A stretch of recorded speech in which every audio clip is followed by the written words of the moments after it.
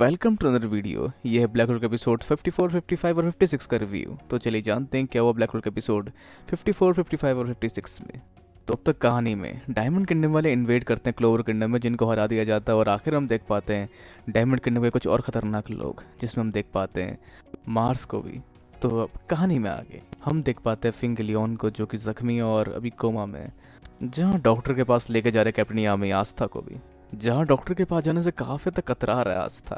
पर जब वो डॉक्टर से मिलता है और जान पाता है कि वो काम करते हैं विजिट किंग के अंडर, तो थोड़ा फैसिनेटिंग हो जाता है डॉक्टर के लिए। और फिर अपना चेकअप करवाता है, जिसके लिए यूज़ करते हैं वाटर रिकवरी मैजिक क्वेला ऑपरेशन। और हम देख पाते हैं आस्था के हाथों में कुछ स्कार पड़े हुए हैं, जो शायद वेटो के वार की वजह से पड़े हैं।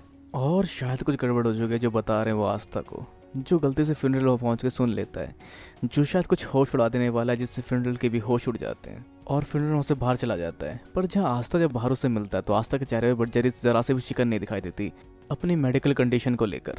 तो वहाँ से लोग वापस आते हैं अपने हाइड आउट में, जहाँ ये जान पाते हैं कि इनके पास कोई भी नेगेटिव स्टार नहीं है। जहाँ इनके पास नेगेटिव स्टार थे पॉजिटिव स्टार की जगह पर, अब वो सारे नेगेटिव स्टार खत्म हो चुके हैं और ये बिल्कुल नील बटे सन्नाटे पा चुके हैं, ना तो नेगेटिव ना ही पॉजिटिव। पर ये खुशी की बात है कि सारे नेगेटिव स्टार खत्म हो चुके हैं और इस वजह से ये पार्टी कर रहे हैं। तो पार्टी में बहुत सारी चीज़ें होती है, जैसे कि इन सब के अलग अलग ट्रिक, जहाँ फिर अपने आपको अपने स्पेशल मैजिक से मार रहा होता है। फिर अगली बात चार में कि जहाँ वो सारा मीट खा जाती है और कहती है जादू से मीट है और मीट गायब, लेकिन उसने सारा खा लिया। और ग्रेट ट्रांसफॉर्म होकर दिखाती है अपने नॉर्मल फॉर्म में, जहाँ वो नर्वस होती है इस वजह से। और टोर्नाडो मांगना हम देख पाते हैं, जहाँ पे उसके अलावा बहुत सारे और लोगों के ट्रिक देख पाते हैं, इनकी अलग अलग चीज़ें देख पाते हैं और ओवरऑल खुश होते हैं अपने इस मोमेंट को लेकर। लेकिन इस समय थोड़ी अजीब चीज़ें फील कर पाते हैं, जो होता है आस्था का मूड, जो पहले से थोड़ा शांत लग रहा होता है, जिसको लेकर ये लोग थोड़ा चिंतित होते और सोचते हैं उसे चीयरअप करना चाहिए। लेकिन तभी फ्यूनरल एक राज रिवील करता है, जो कि उसने सुना था। और वो बात थी कि डॉक्टर ने उसे कहा था कि तुम्हारे हाथ दोबारा कभी पहले जैसे नहीं हो पाएंगे, तुम ठीक नहीं हो पाओगे, क्योंकि एक कर्ज है जिसको ये हील नहीं कर सकते अपनी इस मैजिक से, जो फिलहाल तो ठीक कर पाना नामुमकिन है, जो सबका दिल तोड़ देती है। क्योंकि ये कर्ज की वजह से हुआ, जिसका इलाज क्लोवर किंगडम में नहीं है। और ये काफ़ी बुरा हुआ उसके साथ, एक बच्चा जिसके पास कोई मैजिक नहीं था, पर उसके आखिरी और एक लौते हथियार उससे छिन गए। अब जिस सबको लेकर आस्था भी उदास होता है और एक पत्थर बैठ कर सारी बातें सोच रहा होता है कि दोबारा वो अपनी तलवार नहीं हिला पाएगा और शायद विजिट किंग नहीं बन पाएगा और यूनो से कम्पीट नहीं कर पाएगा। पर तभी चिल्लाता है कि मैं हार नहीं मानूंगा, चाहे तुम जितनी मर्जी मेरी परीक्षा ले लो, मेरी किस्मत किस्मत चाहे तो जितनी मर्जी कठिनाई मेरे रास्ते में डाल दे, मैं हाथों को ठीक करवा के रहूँगा, या फिर कोई और तरीका ढूंढूंगा जिससे बिना हाथों के भी मैं अपनी तकदीर बना सकूँ और विजिट किंग बन सकूँ। और सबकी उदासी थोड़ी कम हो जाती है, जहाँ आस्था के हौसलों को देखकर वो भी खुश होते हैं कि आस्था अभी भी अपनी हिम्मत हारा नहीं है। जिसके बाद सब कुछ ना कुछ सोच रहे होते हैं। और यहाँ पे वेनिसा सोचती है कि कोई ऐसा देश है जिसके बारे में वो जानती है, जहाँ इसका इलाज मिलेगा। और अगले दिन आस्था उठता है अपने हॉस्टल से भरा हुआ और देखता है कोई भी यहाँ पर नहीं है, जहाँ वो की फील कर पाता है दो लोगों की, जहाँ वो दोनों निकलते हैं फिनरल और नोलिल, जहाँ वो सुन पाता है कि वो दोनों उसके इलाज के लिए कोई ना कोई जुगाड़ ढूंढने निकले। और सिर्फ वही दोनों नहीं, बाकी लोग भी तो सब अलग अलग बढ़ चुके हैं, जिसमें लक और मांगना गए हैं ढूंढने बैरन लैंड के एक डंजन में, जो कि 4 सेकंड रेड में पड़ता है। गोचे ऑर्डर गोल्डन जाता है रिसर्च करने हेक्सेस के रॉयल लाइब्रेरी में। और इस लाइब्रेरी में एक बुक होती है कि अपनी बहन को और प्यार से कैसे मनाए या उसके साथ कैसे अच्छे से रहे, जहाँ गोचे उस बुक को देख कर भी अपने आप को रोक लेता आस्था की भलाई के लिए और कोई और बुक देखता था कि वो आस्था का इलाज कर सके। और चार्मी कुछ ढूंढने गए जिसको खिलाकर कर्ज को हराया जा सके। और चार्मी के साथ है चार्मी मतलब ग्रे। और फिर हम वापस आते हैं हाइड आउट के बाहर नोलिल और फ्यूनरल की बातों पर, जो आस्था को जानते एक पीजेंट के तौर पर जिसको कोई माना नहीं है, लेकिन फिर भी उसकी बात भी हार नहीं माना। वो पहला था जो बाकी की तुलना में ज़्यादा पावरफुल तरीके से सामने आया, ज़्यादा ताकत दिखाई, ज़्यादा हिम्मत दिखाई और सबको हिम्मत भी दी। मतलब पूरी टीम में उसकी वजह से हिम्मत आई और उसकी वजह से लोग सारे नेगेटिव स्टार को बुलाकर पॉजिटिव स्टार की ओर बढ़ने लगे। मतलब डार्क स्टार ख़त्म हो गए और अब उनका बोर्ड साफ है। जहाँ नोएल कहते हैं कि अब ये उनकी बारी है उसके लिए लड़ने की, जो सब सुन के आस्था अपने आंसू रोक नहीं पाता कि उसे कमाल के दोस्त मिले। पर इस सब के अलावा कोई और भी है जो सर्च पे निकला, जो कि वेनेसा जो मिसिंग थी, जो सबसे पहले निकल गई थी खोज में, जिसके बारे में किसी को नहीं पता, तो न जाने कहाँ गई होगी वो। तो अब उसकी चिंता छोड़ के लोग भी किसी जगह जाने की सोचते हैं, जो कोई अलग जगह होती है, जिसमें वो पहुँचते हैं एक जगह पर जहाँ पर थोड़ी सी दस्तक देने के बाद नोएल दरवाज़ा खोल देती है। और ये उसकी गलती होती है कि उसको एक नंग धड़ंग आदमी देखना पड़ता है, पर औरतों की गलती ही कहाँ होती है। तो फिलहाल ये जिस शख्स के पास आए हैं उसका नाम है फंजल क्रूगर, जिसका रिश्ता आस्था के साथ 5 महीने पुराना है। तो चलिए जानते हैं आस्था और उसकी मुलाकात के बारे में। तो 5 महीने पहले अपने ग्रीमर मिलने के बाद आस्था एंट्रेंस एग्जाम की तैयारी कर रहा था, जिस बीच वो अपने घर के पास वाले एक जंगल में तलवारबाजी की प्रैक्टिस करता है। लेकिन तभी उसकी तरफ बढ़ता एक शख्स जिसके पीछे पड़ा होता जंगली सुअर, और आस्था उसको बचाता अपनी तलवार के इस्तेमाल से। और ये तब भी नंगा ही मिला था उसको, जो नदी किनारे पकड़ रहे थे मछली, लेकिन तभी सुअर उसके पीछे पड़ गया क्योंकि वो उनका इलाका था। पर फिर भी नंगा क्यों है? आखिर ये कौन से चारा से मछली पकड़ रहा था? पर जो भी हो, ये आस्था के पास पहुंच गया, उसका शुक्रिया अदा कर रहा था और उसका खाना खाने लग जाता है। जहाँ नंगा इसलिए क्योंकि उसने सोचा कि कपड़े गीले ना हो और मछली पकड़ने चला जाए नंगा, क्योंकि जंगल में कोई और तो होगा नहीं। पर फिर आस्था जाता है इसके वेयर आउट पर, जहाँ पे रह रहा होता है, जो एक ऐसी जगह होती है जिसमें के लिए इसने परमिशन नहीं ली। तो ये कपड़े पहन के आता है और देखता आस्था को ट्रेनिंग करते हुए, जो ट्रेनिंग कर रहा है मैजिक नाइट एंट्रेंस एग्जाम के लिए। अब वैसे न जाने क्यों ऑफर कर देते हैं आस्था को अपने जगह पर रहने के लिए, ताकि वो यहाँ रहकर ट्रेनिंग कर सके, जिसके बदले शायद उन्हें खाने पीने की चीज़ें चाहिए होंगी।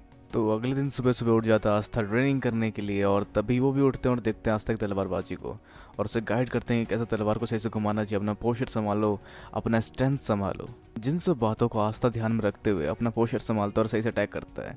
पर पहले तुम अपने कपड़े संभालो, ये दोबारा क्योंकि नंगे आ जाते हैं ऐसे ही।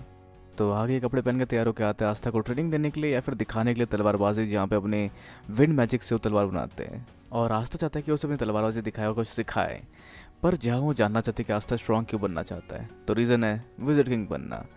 और जिसको सुनकर समझ पाते हैं कि आस्था शायद प्रॉमिसिंग बच्चा है, और उसे समझाते कि तुम मेरी इस ट्रिक का इस्तेमाल जो मैं तुम्हें सिखाऊंगा किसी को चोट पहुंचाने के लिए नहीं करोगे, हमेशा दूसरों की मदद करने के लिए और अपनी सपने को सच करने के लिए करोगे। जो आस्था भली बातें जानता है और उसे ना बताओ तो भी वही करता।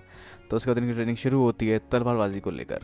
तो ये तलवारबाजी के बारे में और सीख पाता आस्था कि तलवारों कैसे चलाया जाता है, एक बार का दूसरे बार की तरफ कैसे बढ़ा जाता है, कैसे अपने आप को बचाया भी जाता है और तलवारबाजी में अटैक भी किया जाता है अपने वारों को कंसिस्टेंट रखते हुए।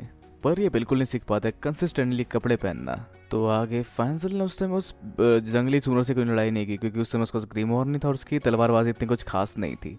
पर इस सब के अलावा ये बताता है कि इसका कुछ और स्टूडेंट्स भी है इसके अलावा, जहाँ पे टॉप 3 में आता है आस्था।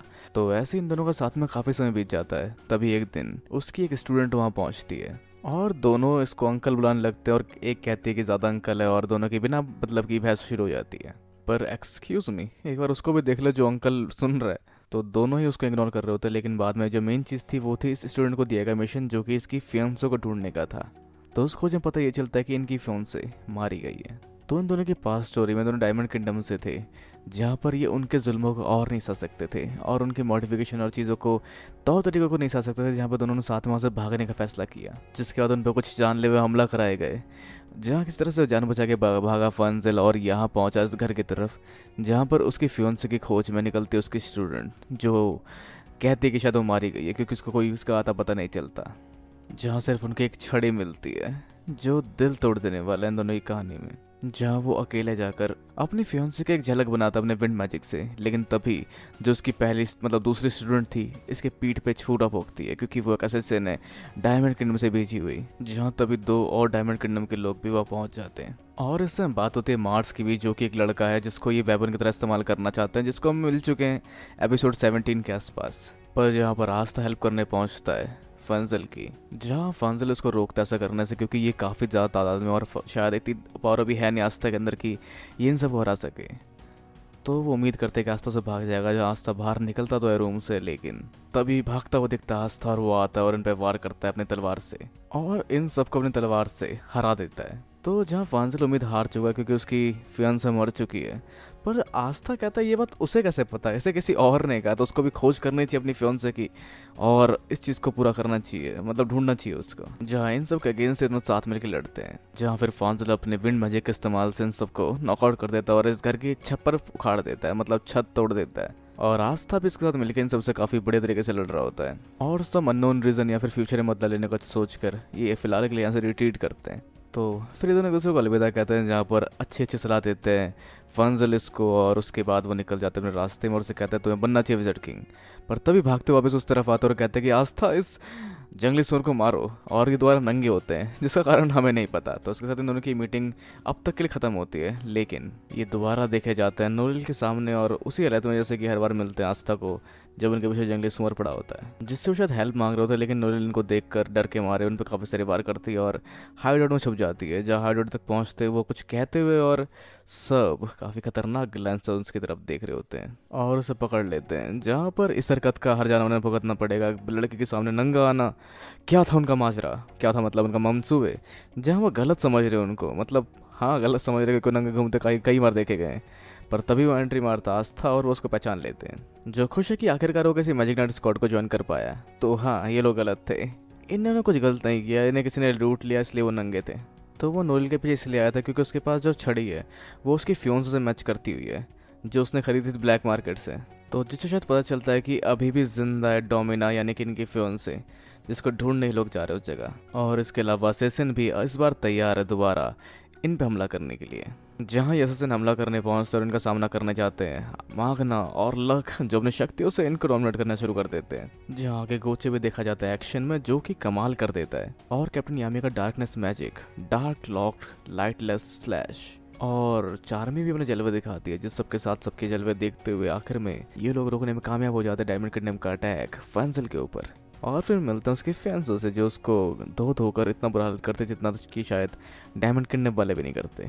तो यहाँ पर वो लड़की भी होते जो कि इसकी स्टूडेंट थे, इसने इससे पहले इसके पीठ में छुरा भौंका था और उसने जानबूझ के प्लान किया था कि लोग अटैक करें ब्लैक बुल्स पे और ब्लैक बुल से पीट पिट करे, मतलब दोबारा कभी हमला ना करे या पीछा ना करे इसका।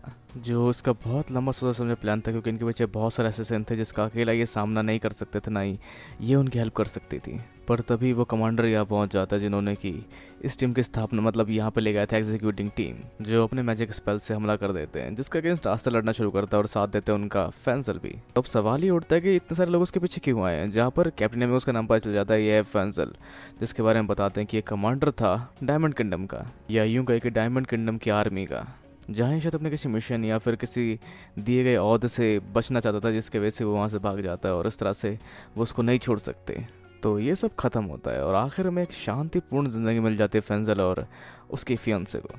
तो इस सब कमाल के एक्सपीरियंस के बाद ये लोग एक दूसरे को अलविदा कहते हैं और उसका दोबारा कभी आस्था और फेंसल नहीं मिले, जहाँ वो उससे कुछ पैसे उधार भी मांग लेते हैं और आस्था को उसका थोड़ा अफसोस होता है। तो उस दिन के बाद आज नोएल और मिलने आते हैं इन दोनों से और पूछने आते हैं कि क्या इलाज हो सकता है आस्था के हाथों का, जैसा कर्ज के वजह से हुआ है, जिसका सोल्यूशन शायद है विच क्वीन का फॉरेस्ट, जिससे शायद कर्ज भी क्योर हो सकते हैं। और हम देख पाते हैं वेनिसा को बिल्कुल वहीं उस गेट के बाहर चिल्लाते हुए, या शायद वो कोई मंत्र बोल रही है जिससे खुल जा सिम हो जाता है और उसको अंदर खींच लेते कुछ चमकादड़ी शक्तियाँ और वो एंटर हो चुकी होती है। तो क्या होगा आगे, क्या आस्था के हाथ ठीक हो पाएंगे, जानने के लिए इंतजार करना पड़ेगा इसके नेक्स्ट पार्ट का। वैसे आप क्या सोचते हैं, क्या हो सकता है आगे, अपने विचार में नीचे कमेंट बॉक्स में बिल्कुल इस वीडियो को लाइक शेयर और सब्सक्राइब करना है बिल्कुल। हमें तो मिलता है अगली वीडियो में। साइन वारा and have a nice day.